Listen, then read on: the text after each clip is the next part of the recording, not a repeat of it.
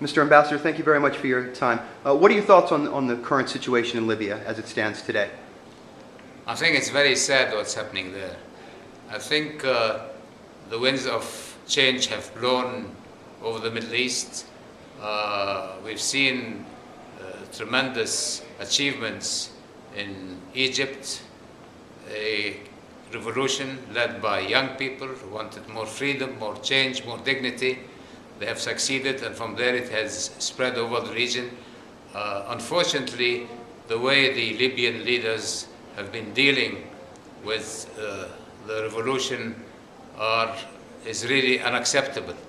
And the Arab League has met 2 days ago on the 22nd of February and has condemned the way that the leadership is dealing, cracking down on the people who really are expressing their will, their aspirations. Should sanctions be imposed against Libya? Well, what the Arab League has done, it has decided to suspend the participation of all Libyan delegations in all meetings of the Arab League. I think this was a strong message from an organization where Libya was playing an important role. I think the United Nations also has met. They have also condemned the violence, and I think everyone now is looking how things are developing. We pray for the victims. We hope that if there's change in Libya, it will be peaceful change like it happened in Egypt. And we really think that the leadership of Libya should listen to its people, because what counts is the will of the people and the countries, and not the leaders. Leaders come and go, but what remains are the people and the countries. Do you foresee Mr. Gaddafi staying in the country? I am not sure how it will develop. It depends how much this popular movement gains momentum, how much they are able to bring about change. But on the other hand, Mr. Gaddafi is still the leader of Libya. He has maybe the means to stop this rebellion, but we hope that it will be done in a peaceful way and not through bloodshed and victims. Understood. Changing gears very briefly, what are your thoughts on the recent U.S. veto of the UN Security Council as it relates to Israel? This was very unfortunate. I think it sent the wrong message to the Palestinians, to the Arab world.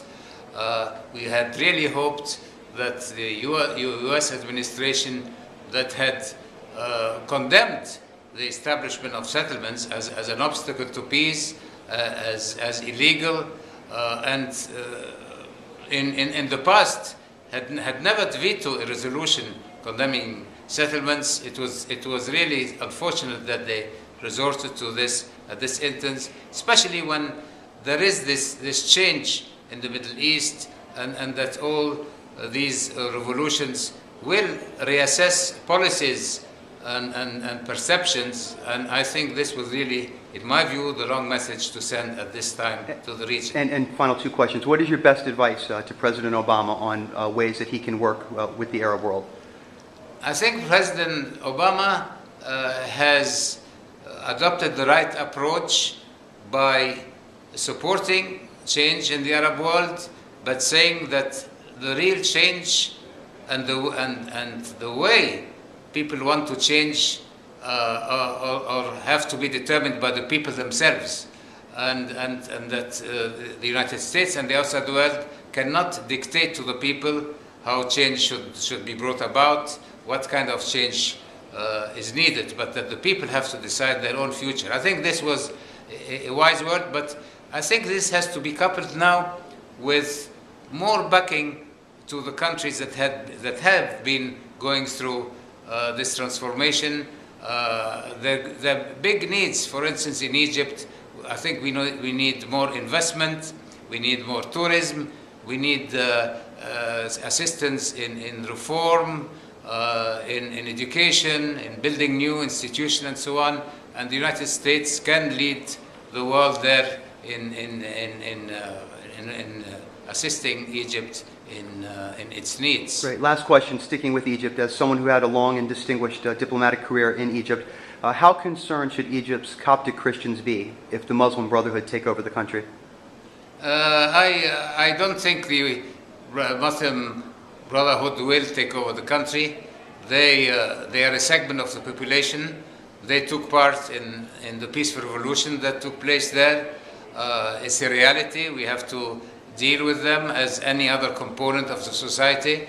But I think the majority is not for in Egypt governed by the Muslim Brotherhood. But they have to be part of the political system rather than outside the political system, where they can play a more negative role. So I think the developments is good.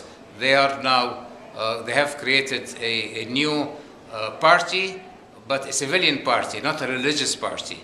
And they have said that they're not running, they will not present any candidate for president. So again, I think they understand that the majority is not in favor of their ideology, but they also are part of the society, and I think the world has to accept them as part of the Egyptian society.